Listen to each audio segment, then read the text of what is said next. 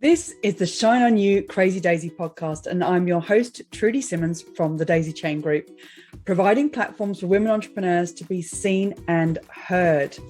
This platform is for women entrepreneurs that want to hear the real stories of what it takes to be yourself and run a business with all the different hats that you might have to wear. These are the stories of the tenacious, the rebellious, and the resilient women that are working towards the future that they want to build for themselves and their families. Hello and welcome to the Shine On You Crazy Daisy podcast. And today I have the lovely Clare Levy from Photogenics. Clare, thank you so much for being involved in volume 3 of Shine On You Crazy Daisy and in the podcast. Please tell us about your business. Right, well, I'm a photographer. I'm a studio photographer in Chandlersford, that's Hampshire, specialising in families, children, model shoots, products as well, and animals, dogs. Animals and dogs, I love it. Dogs. It's quite a winding path that you took to having your own photography business, but you always had it in the back of your head. So what made you take the leap? Redundancy. I spent a few years working with corporate companies, doing office sales, that sort of thing. Got caught up in it all with, mortgage and marriage and all that sort of thing. I'm a loyal person, couldn't justify leaving a good job, even though I was quite unhappy. And then I got made redundant at the end of 2005. At which that point, my husband said to me, look, let's give this photography a go. You've been really miserable. To be honest, I had. And, why? Let's give it a go. So we did. We basically took the leap. And I've never looked back since. That's the best news, isn't it? It's always the way when you take those leaps, but it's just doing that initial bit.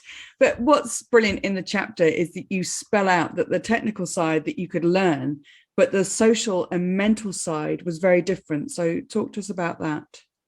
Yeah, I went to Bournemouth College and did my national diploma in photography. And it was great because they taught me all the technical stuff, all about lighting. They've got wonderful studios there, all of that. But when you're actually out in the industry, I think it became apparent to me when I then hired a studio in Bournemouth, when I started my business, hired a studio to get some tips off another photographer who'd been trading for a few years. And I took a friend along who was a model, and he basically told me off in front of her and said, what do you expect her to do? What she's sitting there, how do you think she feels? And I was like, oh my God, that's a really good point.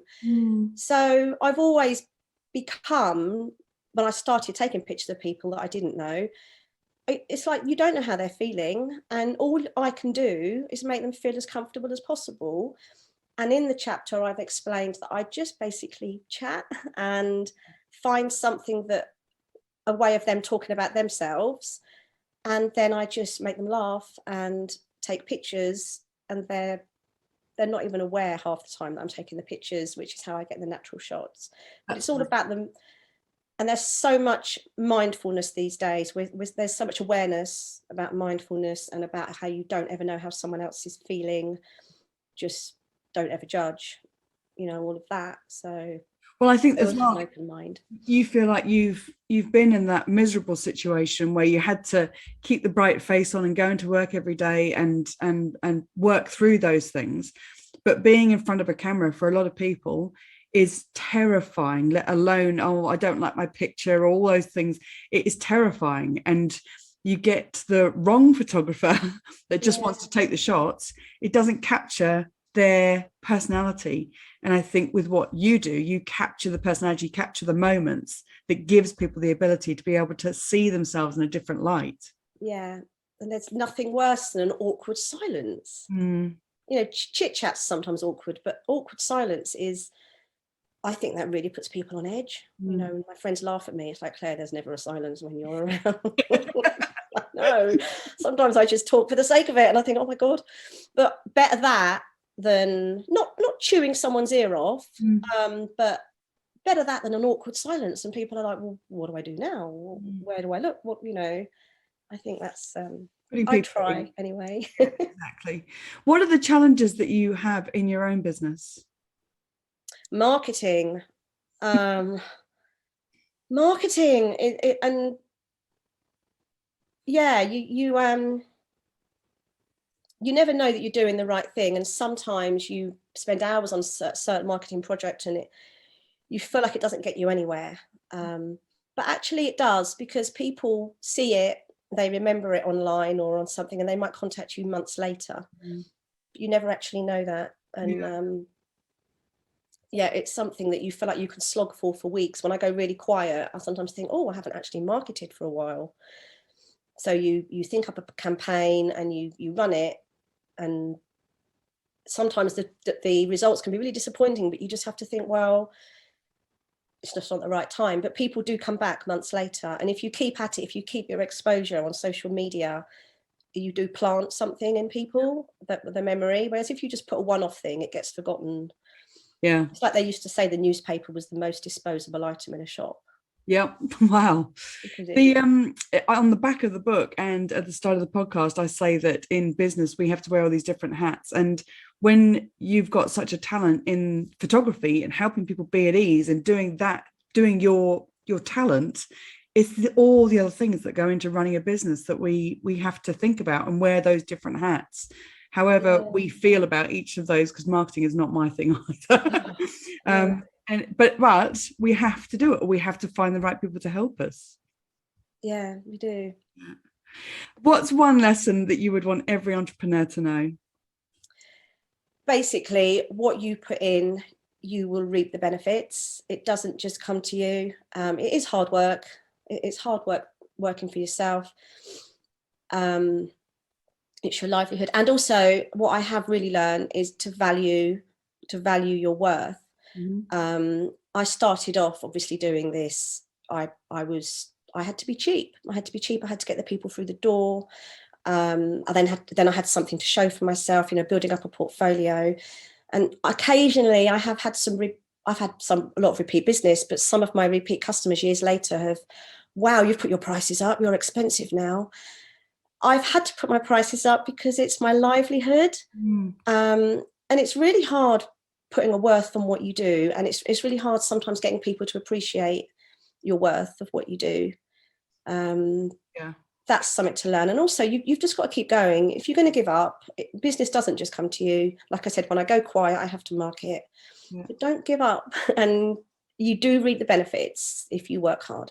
Yeah. And I think that it's as much as what they are willing to pay, but it's how you value yourself and your time as well. Yeah, there is a lot of time. A customer, the customer sees the hour and a half in the studio, and then they come back for a viewing, which is probably about another hour. But it's not 2.5 hours. It's about every customer costs me about 9 or 10 hours with preparing the slideshow. And then when they choose what they want, I do proofs and they see them, and then I have to make the prints perfect before they go to print. And it's all of that editing that does my back in. I'm in a dark room, and it's 9 or 10 hours really. That you love. I love the work. I wouldn't change it. I wouldn't go back to a corporate company where I'm making all that money for someone else. Yeah, exactly. What's your favorite piece of business software? Oh my God, sorry, my Photoshop. I lose days on Photoshop. I really get into it. When I used to have to pick my kids up from school, which they're at secondary school now, I used to have to set myself an alarm. I used to have to set my alarm for 3 o'clock to down tool, because otherwise I could just forget. I'd be, get really into it. And there's always so much to learn. It's a massive package. I did a course on it. I think I'd learned about 1/8 of it. And I'm still learning all the time. Years later, you think, oh, look, I've just found this new tool. Oh, God, I've wasted hours on something that click of a button could have done for me. So I like it because there's always plenty to learn. That's brilliant.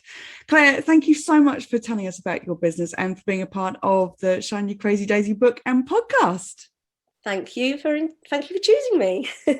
Thank you so much for watching the Shine On You Crazy Daisy podcast. If you've liked what you've seen today, then please make sure that you click the subscribe button to this channel to see more inspiration and motivation as more of these stories keep coming out.